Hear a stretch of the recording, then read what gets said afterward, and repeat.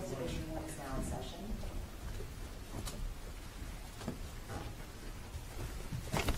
Thank you. Please be seated.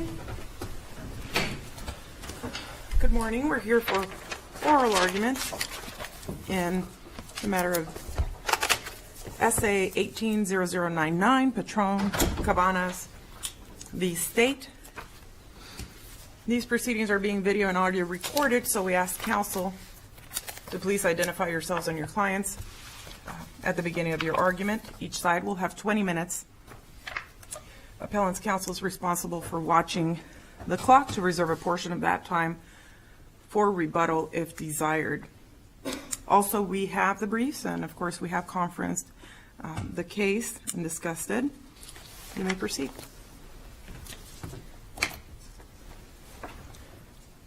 Nick Pajalik for Felipe Petrone Cabanas, the defendant and petitioner in this case. And what we're here for is a discovery issue. That is what this is, discovery and disclosure, and the trial court's order is premature, which we know from the state's own brief. The state can't tell us exactly what they think they're looking for. The state refers to it and says they need my client's mental status. They say they need his mental state. They say they need his mental traits. They say they need his mental condition. Below, they said they needed his mental process.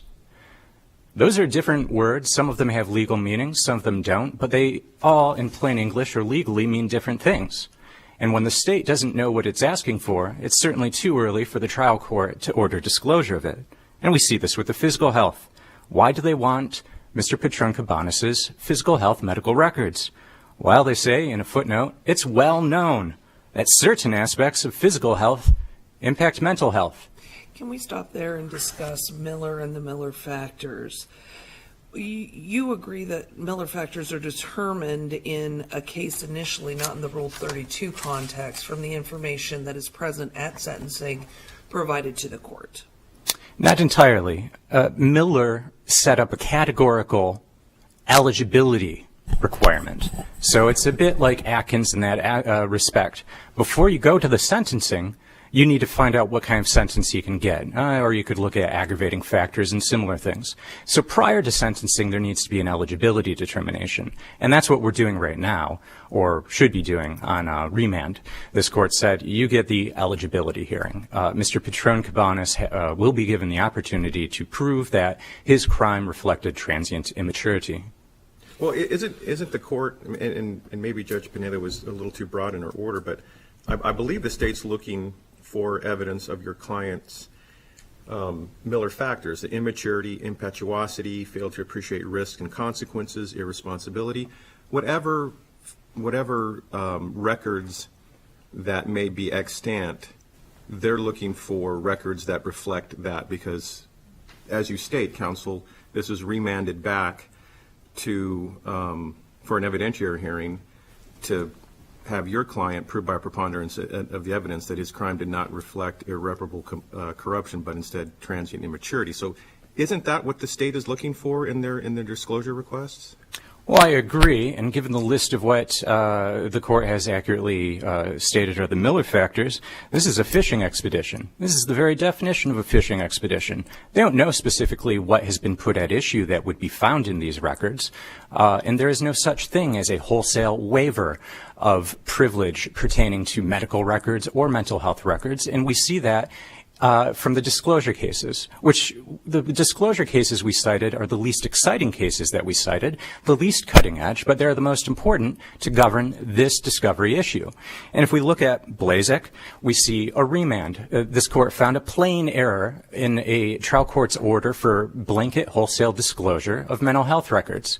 So I want to make sure that I get what your argument is. When we talk about the records that are available, you think this is too broad and premature. So what you're telling us is that they've simply made the eligibility determination that your client is eligible to have and I think the trial court called it a reconstruction hearing.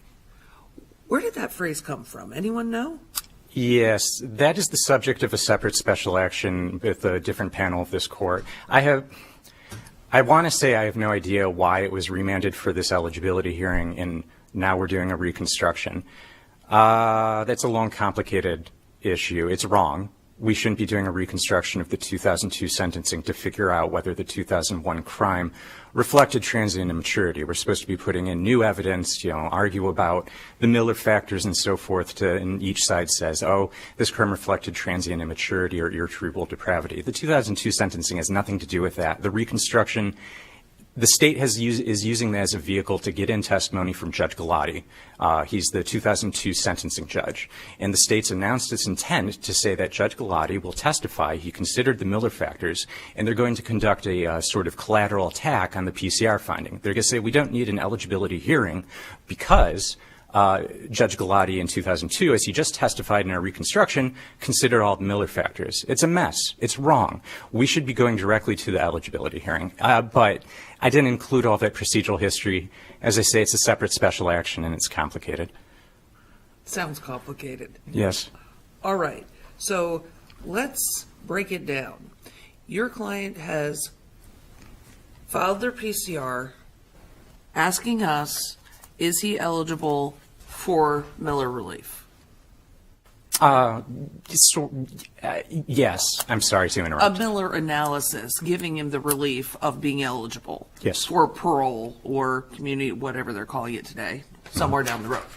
So we're at the very initial stages.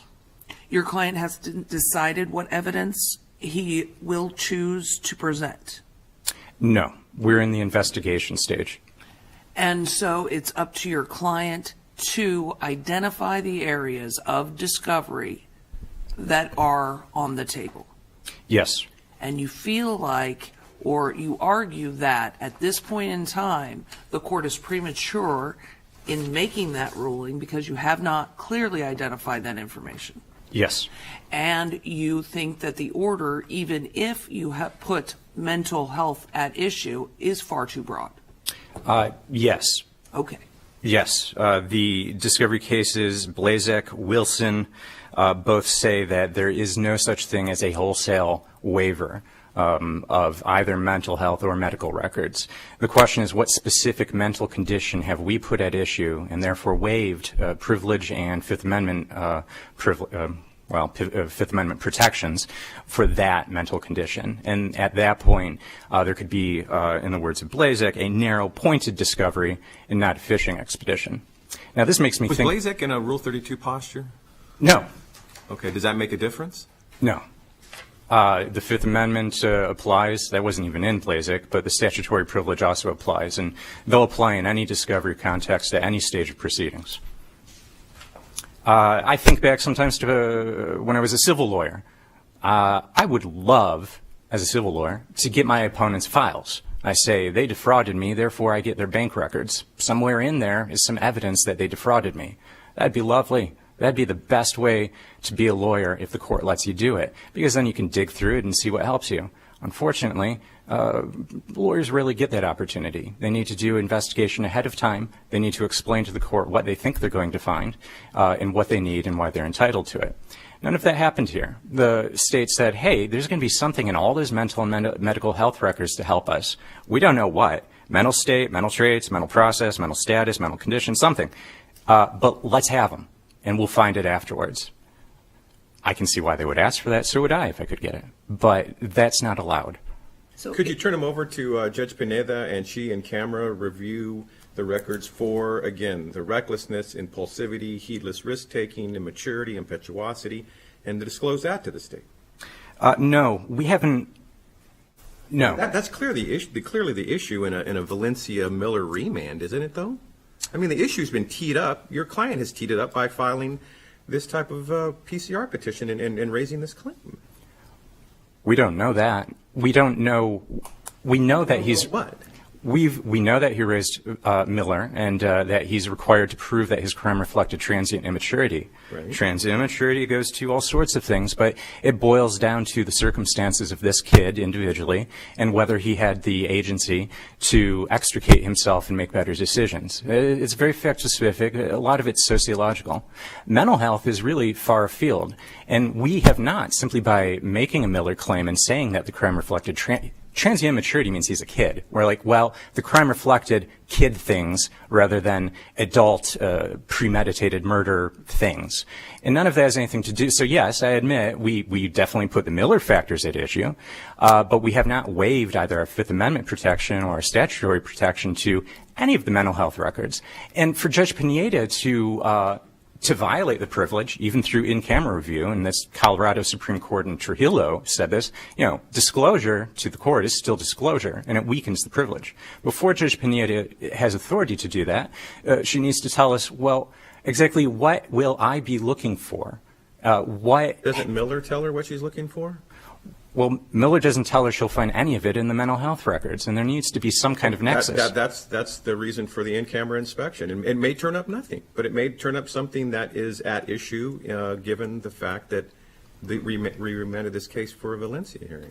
It's unprecedented that merely by asserting even a GEI defense in a competency context, I don't know, and the state hasn't given you any case where a defendant or any other person wholesale gives up all of their mental health records for the court to do the state's job of investigation and figure out, oh, what's in this pile that I could say is transient immaturity. Nobody's even briefed what that means in a meaningful way. The state hasn't gone to any of the any cases other than the Supreme Court. So what would Judge Pineda be looking for? She doesn't know. The state doesn't know. What does transient immaturity mean when it goes to mental health? That's not enough of a basis to violate the privilege and to say that Mr. Petrone Cabanas waived his privilege to what? Nobody can say.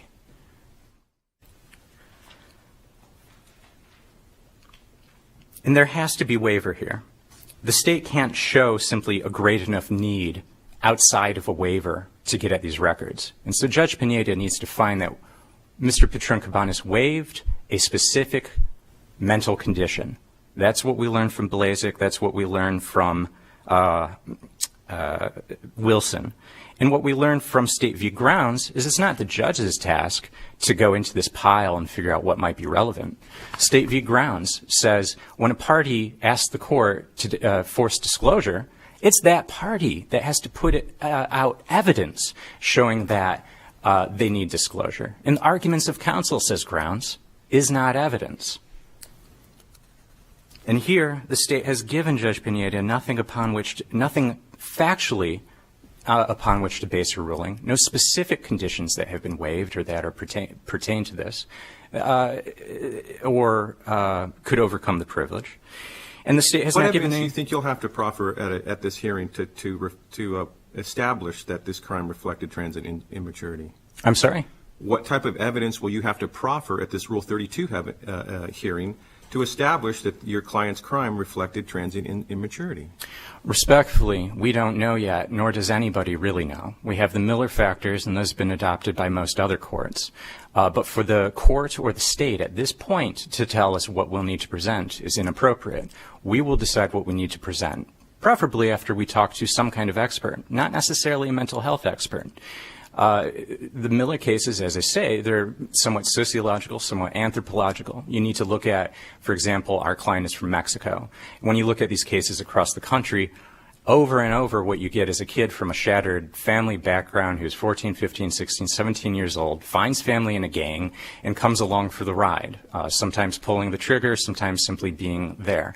That's being a really stupid kid, and that's the sort of thing that Miller's getting at. Question. Mm-hmm. So your position is that the defendant can, under Miller, seek to have the benefit of parole, for example, but that doesn't necessarily, although it may not be as strong a presentation, a strong case without the mental health component, but it's still a viable presentation anyway. Yes. That's what I'm hearing essentially. And you may decide later on that you will call a mental health expert because it's in your client's best interest to do so. But that decision has not yet been made. That's exactly right, and it's supported by my belated supplemental authorities yesterday. The Pennsylvania case of Batts and the Wyoming case of Davis, and there are other cases out there. But it's... But you do believe you could make at least a minimal showing? Yes. without that. Yes. And maybe I'll find an expert and I don't like what she says, and then I certainly won't use her. And even if I have a weaker case, then if I had a great expert that was on my side, I'll go ahead and do it without. And I can. I'll reserve the rest of my time for rebuttal if the court has no other questions at this point. No, thank you, counsel. Thank you. State?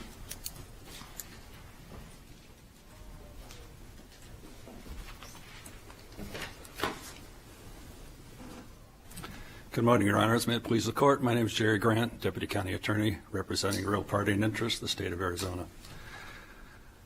I'd like to start off with just a little bit of discussion of exactly what the procedure at issue is in the trial court. It's not a resentencing. It's a Rule 32 evidentiary hearing at which the defense has the burden of proof. It is not, as petitioner seems to want to portray it, as some sort of pre-trial proceeding by referring to notices of defenses and so forth. We're way past that. Mr. Petrone Cabanas pled guilty. He's been convicted. There's no challenge to that conviction. The Rule 30 procedure that we're dealing with is sort of a strange beast. There is not a lot of authority regarding how to handle that. It's something that the Supreme Court created in Miller and Montgomery and basically sent back to the courts, state trial courts to deal with, to figure it out. But the issue of the physician-patient privilege or psychologist-patient privilege is not a new area of law for us. True. And the law is fairly clear on what it takes to waive that privilege. True. Correct? And pertinent to this particular case, it's the placing of a particular condition at issue. Right. I'm sorry, do you want to? Correct? I'm not sure I got the Right. last part. By making a claim or an affirmative defense, placing a condition at issue, then would potentially waive that privilege. Yes, our position essentially is he's seeking relief on the basis of, you want to call it mental health, mental process, mental whatever, to determine whether someone is transiently immature or incorrigibly, I forget the other word. It's going to require some investigation into the petitioner's mental state, mental process, whatever. Well, but is that really, is there a requisite that there be some form of mental health evaluation in order for the defense to make that presentation? No. In other words, under Miller, let's go through them. What are some of the factors that we talked about? What are the things the defense will prove? Impulsivity. Impulsivity? Okay, So- let's take that one, for example. So impulsivity, do we need a mental health expert to testify to that?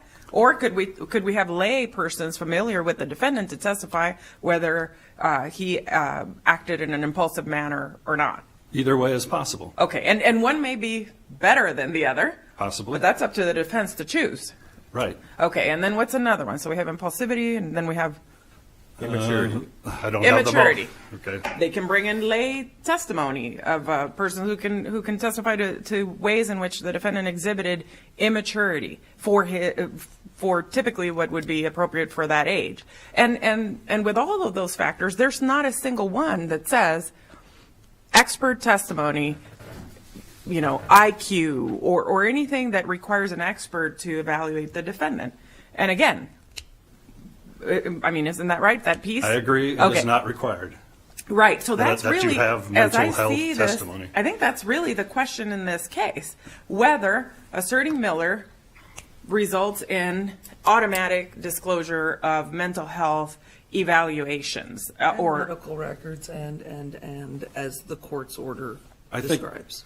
I think it does to a certain extent. What I would analogize it to, and it's not a perfect analogy, is sort of the Rule 11 process, which puts the defendant's competency at issue. At those cases, you have examinations. Again, I'm not saying it's required here, but what we have here is that the petitioner, back when this started, which is back in October, almost 8 months ago, and according to counsel here, the defense still doesn't know what they're going to present 8 months later. But at the very beginning, the defense told the court, told the state, they were going to present mental health experts, a cold expert as well as an expert who was going to examine the defendant again. They've never retracted that. They have sort of backed away from it, but they are still saying they're looking into a mental health expert. They've said that on the record.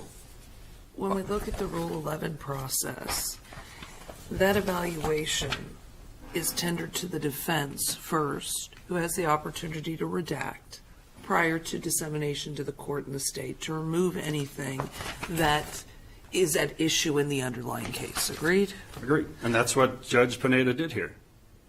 She ordered she ordered the disclosure to go initially to the defense. The CHS and the DOC records to go initially to the defense. The defense was allowed to redact them and present them to the court for review. The defense also provided the redacted versions to the state. There's been no immediate disclosure to the state in this case. It's all going through the defense and through Judge Pineda. But what we don't have is redact for what? Because here we don't have an underlying criminal proceeding. We have an underlying Miller analysis going on. So what is relevant to that analysis and what is redactable under the guise of justice is not been identified for anybody. Well, I think, again, as I mentioned, it's a new procedure. We're kind of making new ground here. But I think, in general, appellate courts trust the trial court to have the discretion to decide what's relevant and what's not. What's relevant to transient immaturity? What's relevant to irreparable corruption? And if the defense does not like the trial judge's decisions, the defense has the opportunity to contest that. Okay, Mr. Grant, then, Here we are. Let me just give one. Now I forgot it. Go ahead.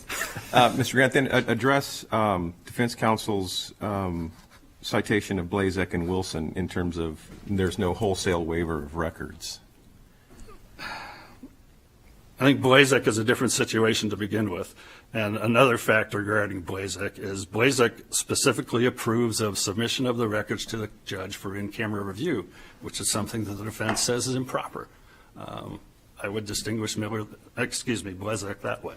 Is the fact that this is in a Rule 32 posture, should that weigh in our decision making in terms of, like you said, there is no question of guilt in this individual pled guilty to this homicide. Should that factor into our decision making in any way? I think it is a factor, and also the fact that it's a Rule 32 proceeding, that the burden is on the defense to come forward. And as I mentioned, we're 8 months down the road and we still have nothing from the defense. All right, counsel, we talked earlier about what the defense position is at the moment. And we know that in January of this year, when the judge who was presiding over this case recused, and the defendant's counsel withdrew, and of course we know I'm using terms defendant Right. just for ease of the discussion here, but obviously it's the appellant. So at that point, we got to a point where the defendant, Mr. Petrone, said that he would not call Dr. Barillas, but instead would perform a nationwide search to discover an expert significantly up to speed on the issues, right? Correct. All right, and that may or may not happen, True. It right? may They not. may decide, we didn't find anybody who can help us, we're not calling an expert. So we really are not at a point where they've said, we are calling a mental health expert, we're calling this person. In fact, they can't tell us that they're calling a person until there's been an evaluation. I mean, if they said, we're calling an expert regardless of what the evaluation turns out like, I mean, that would not happen, right? So it's dependent on what comes of the evaluation. Then they're going to say, okay, we're offering this expert to testify, and then the state obviously has the right to look at the result of those reports that the testimony will be based on. Correct. But I think, I'm sorry to interrupt. Go ahead. No, go ahead. Okay. I think the state's position goes a little beyond that. For one thing, another thing that the judge ordered disclosed here was existing records that the defense has. And I think what that involves is the fact that back when the petitioner was sentenced in 2001 or 2, he was evaluated. And there are records, and those are plainly disclosable to the state. They were disclosed to the state back then, but apparently the state no longer has them because of the age of this case. But those Okay, sort that's a of separate records- issue. Pardon me? That's a separate issue. You're trying to get copies of what you had and lost. True, but it's also part of the order that they're challenging here. Okay, now, back to your example of it's similar to Rule 11 proceeding, where the defendant clearly is placing his competency at issue, correct? Correct. Isn't it more like a death penalty case where the defendant is initially ordered to undergo a mental health evaluation and says, no, not going to, I waive the right to have one? Again, it's, And then can later say, I decided that it's in my best interest to have this evaluation done. We're going to go down that route. And then it must be disclosed. But before the defendant says he's going to present an expert in that case, the state really doesn't have the right to have that evaluation conducted. Isn't that right? I don't think an analogy to any sort of existing procedure is going to be perfect. Certainly, there may be elements of the death penalty procedure that may be pertinent, but I think the overriding issue here is raising that claim regarding mental status, mental process at the time of the event places that sort of evidence at issue. But you just said earlier during our initial interaction that the defendant can make a case without offering that. He can if he chooses to, but we haven't had anything from the defense saying they're not going to do it. In fact, what they've said and even said here in argument is that they're still looking into that. Well, they still looking into something and going to do it are very different, aren't True. right? So, okay, let's say, for argument's sake, the defense decides today we are not going to offer a mental health expert. Absolutely not. We've met, our team has conferred, we are not going to do it. I think you might, at that point, if that's what's been said, you've got a different issue. But I think you still have a valid order by Judge Pineda regarding the existing records from the initial examination. Well, okay, let's set that aside for just a moment. You're talking about the records the state lost that were disclosed. Correct. Okay, Correct. so let's set that aside for just a moment. As to records going forward, if the defense decides not to call an expert, for whatever reason, they decide we are not going to do it, does the state still have the right to obtain those records? Again, it's a different proceeding. I can't tell you exactly what limits are going to be placed, but our position is by raising that claim, he's putting mental health at issue and opening that up. So what you're saying is that the state still has the right to have his mental health records, even if he is not going to call a mental health expert. The state may have an expert of their own that want to examine the defendant. Right, Those records would be relevant to that expert's examination. but if the state is not calling their own expert and the defense is not calling an expert just because the defendant was evaluated, does the state still get those records? So if I understand the question, if neither side is going to call experts, Right. then I would say no. Isn't this But like a that's typical- not where we stand. Well, right now we stand at we don't know. Right, and it's 8 months down the road. Initially, there was even a framework. There was an evidentiary hearing set in January. It was subsequently postponed to April. And now we're even further down the road and we basically have nothing. I think Judge Pineda is trying to get this proceeding going. Right, and you may be right that at the end of the day, after this is all said and done, however it turns out, they'll say, we're going to call an expert, right? And then you'll say, I knew you were going to do it, and you should have given me the records from the beginning, right? But we're not quite there. We're not quite to them saying, I'm going to call an expert, no. But we are at a stage where mental condition, process, health has been placed at issue by the defense. So you're asking this court to say that anytime anyone asks for this kind of a hearing, mental health is at issue and the state is entitled to all of their records, both physical and mental, which seems to be what this encompasses in the judge's order. Okay. And you're talking about a Miller-Montgomery procedure? Correct. Yeah, okay. I would say yes, but with the caveat that the records go through the judge for in-camera review. And when you For the Miller factors. Correct. And you talked about trusting the judge to identify what was in fact relevant in the Miller factors, right? Correct. To make a relevancy determination, which judges do all the time. We don't have a criteria for what she's looking for at this point in time, do we? We know the Miller factors, and we know what the Supreme Court said in those cases. And so we know the Miller factors, we know what the Supreme Court has said. The judge gave absolutely no direction to the defense what was relevant, what exactly they had to disclose. How were they supposed to make that inquiry in their redactions when they don't have any kind of guidance from the court? You can redact this, you can redact that. It's much easier in a Rule 11 context, isn't it? Because we know what's at issue in the underlying case. We know better what's at issue in the Rule 11 procedure than we do here. But, and I lost the thought I was going Happens to the best of us. I lost the thought I was going to add on to that, but. And you keep going back to, we have nothing from the defense for 8 months. We have nothing. True. You don't bear the burden, they do. So if you have nothing, would you agree with me that the court isn't going to let them introduce mental health records at the last minute? And if you needed a continuance to say, hire your own expert to combat that, isn't it up to the court to set the timeframes and to push the case down the road? I think that's what the court is trying to do. But, and as far as saying we have nothing, I may be overstating it. We do have a mandate from this court to go back and make some determinations. And those determinations, I would say, involve a sort of mental process, mental condition determinations. And for the defense to say 8 months down the road, we got nothing, I don't think that's appropriate. But isn't that for Judge Pineda to do at the trial court level, to put some teeth to her orders and maybe give the defense a date certain as to, you have to fish or cut bait on this expert? Sure.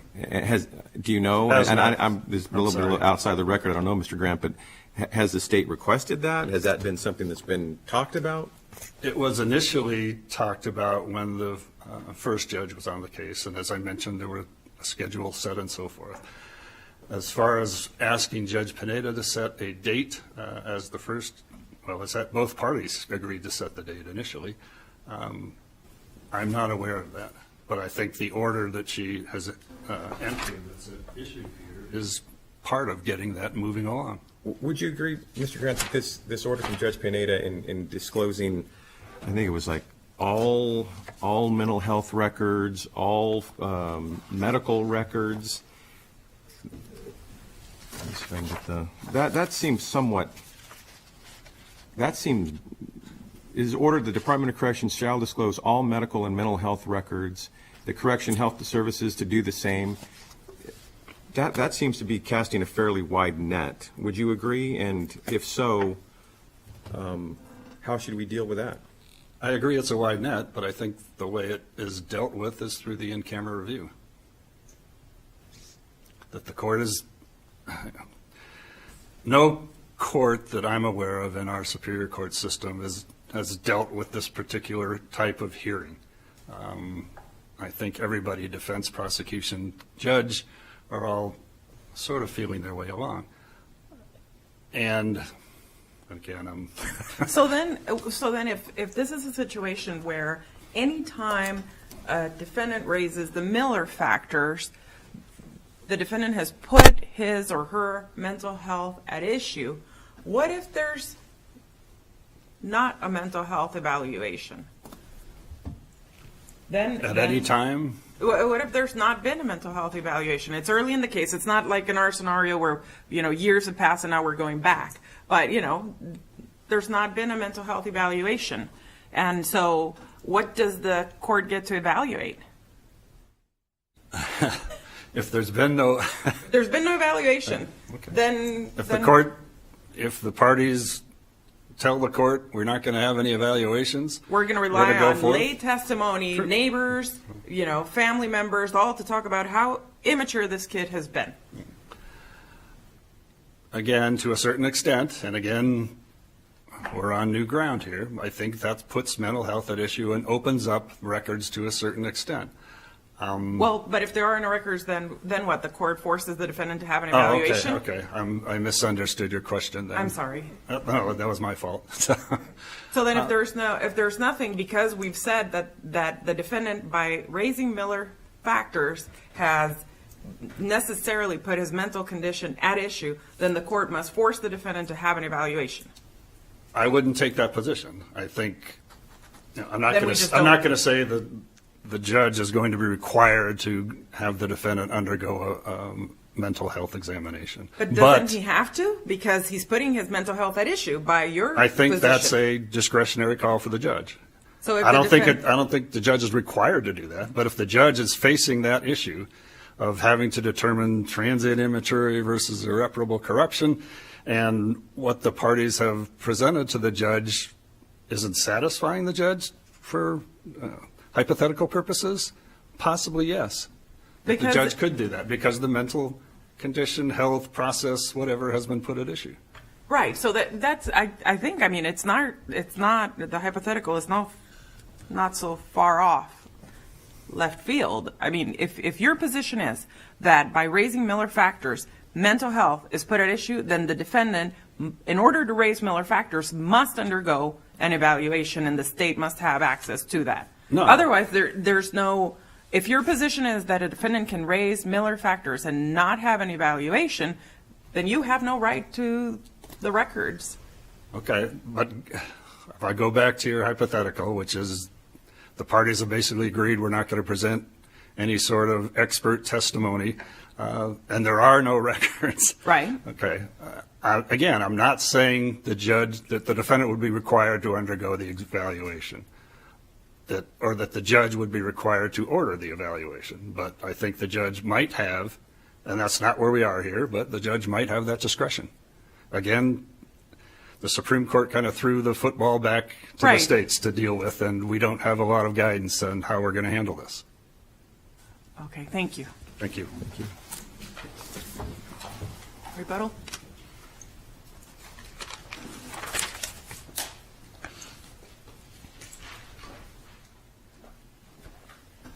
Thank you. First, to clarify the record, and this confusion, I didn't help it, I think, in my briefing. So let's clarify what the court's order is. It doesn't have anything to do with Dr. Brius's evaluation back in 2001, or I think the sentencing was in very early 2002. The order, what Judge Pineda has ordered is for, and this is at Appendix B of my petition, it's ordered that Correctional Health Services, this is the jail, will disclose medical and mental health records, and it goes from January 2018 and up, and then it goes June 2015 and up, and then March 1999 through 2002. And then the order is also requiring the Department of Corrections, the prison, to disclose all medical and mental health records.